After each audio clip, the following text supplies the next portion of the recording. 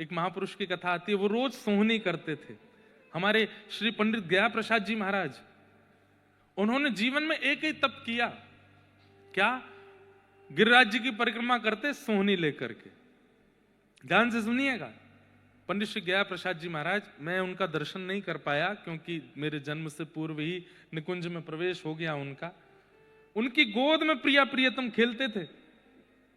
आप लोग गिरिराज जी जाएंगे तो मुकुट मुखार विंद, जहां से परिक्रमा प्रारंभ होती है, थोड़ा आगे 1-1.5 किलोमीटर जाते ही सीधे हाथ पर आपको गया प्रसाद जी की समाधि लिखा दिख जाएगा, जाके वहां प्रणाम कीजिएगा। उनके बारे में सुनो। गिरिराज जी की परिक्रमा करते, कैसे करते? ना तो माला झोली, ना कोई कीर्तनिया, ना कुछ और, बस सोहनी रखते अपने हाथ में और सोहनी करते करते, और ऐसे नहीं कि बस झाड़ते हुए बस परिक्रमा पूरी करनी है, जहां तक एक दिन में पहुंचते थे वहां तक ही करते, लेकिन खूब अच्छे से मार्जन करते गिरिराज जी का। कीट पत्थर पतंग कुछ भी गिरा मिलता उसको समेटते, उसको व्यवस्थित स्थान पर डालते। एक बार का प्रसंग है कि महाराज जी सोहनी कर रहे थे और सोहनी करते करते वो सामग्री उठा के डाली और वहीं बैठ के रोने लगे। तो किसी ने जाके पूछा, बाबा आप काहे को रो रहे हो? तो रोते रोते, किसी व्यक्ति विशेष को दोष नहीं दिया। हम लोग पन्नी डाल देते हैं, कूड़ा कचरा डाल देते हैं वृंदावन में, गोवर्धन में, किसी व्यक्ति विशेष को दोष नहीं दिया। वो सारा कचरा हाथ में लेकर के क्या बोल रहे हैं, जे नंद को लाला माने ही ना है, मैं कितनों याकू समझाऊं, कंधो मत करे कर, मत करे कर, अरे जी गिरिराज जी हैं, इनको स्वच्छ रखो, पवित्र रखो, माने ना है, सब रो कूड़ो ले जाए के बीच में ही डाल दे। मतलब किसी व्यक्ति विशेष को दोष नहीं दिया, ठाकुर जी से कह रहे हैं वो ही डाल है आके, और रुदन करने लगे। और उनका नियम था, सोहनी करने के बाद जब झाड़ू सोहनी छोटी हो जाती थी ना, तो फिर अपने स्थान पे आके गड्ढा करते और पुष्प आदि करके सोहनी को माथे से लगाते और बोले, तेरो जीवन कितनो धन्य है, जन्म से अंत तक तेने केवल रज की सेवा करी और कोई काम में ना तू रही, तेरो जीवन धन्य है क्यों। और सोहनी को गाड़ करके और उसको समाधि दे करके गिरिराज जी में फिर भंडारा करते संतों का, सबको 10-10 रुपया बांटते। संत जन पूछते, बाबा काय बात को भंडारो? बोले, एक सोहनी निकुंज में प्रवेश कर गई, वा को भंडारो है। ऐसे महापुरुष। एक बार ऐसे आप जैसे बैठे, ऐसे गया प्रसाद जी महाराज सभा में बैठे थे और मंच पर रासलीला चल रही थी। तो किसी ने स्वामी जी से कहा कि महाराज जी, ये जो स्वरूप बनते हैं ना वृंदावन की रासलीलाओं में, जो मुकुट धारण करते हैं, ये मेकअप करके अनर्गल दुनिया में घूमने वाले, विवाह में पहुंच के नृत्य करने वाले वो लोग नहीं। रासलीला रास मंच पर मुकुट धारण करके नृत्य करने वाले जो रास बिहारी ठाकुर जी बनते हैं बालक, कहते हैं कि मुकुट धारण करते ही उनमें ठाकुर जी आ जाते हैं, ठाकुर जी ही हैं। तो स्वामी जी बैठे बैठे बोले, गया प्रसाद जी महाराज बोले, ठीक है आप सबकी भावना है पर हम नहीं मानते। भाई ठाकुर जी हैं, कोई मुकुट पहन के ठाकुर जी कैसे हो जाएगा? रासलीला में बैठे थे तो बैठे बैठे उनके मन में आया, अगर ये सच में ठाकुर जी हैं तो मैं अमरूद लेकर के आया हूं और मैं सामने धर दूंगा। अगर ये सच में ठाकुर जी हैं तो ये लीला में कुछ ऐसी योजना करेंगे, आकर के अमरूद खाएंगे, और अगर इन्हें अमरूद उठा के खा लियो मेरो तो मैं मान जाऊंगा ये ठाकुर जी हैं। बोले, स्वामी जी विचार कर रहे थे, वो अमरूद की थैली आगे धर दी, भीड़ बैठी थी खूब सारी, बैठे बैठे देख रहे थे रासलीला।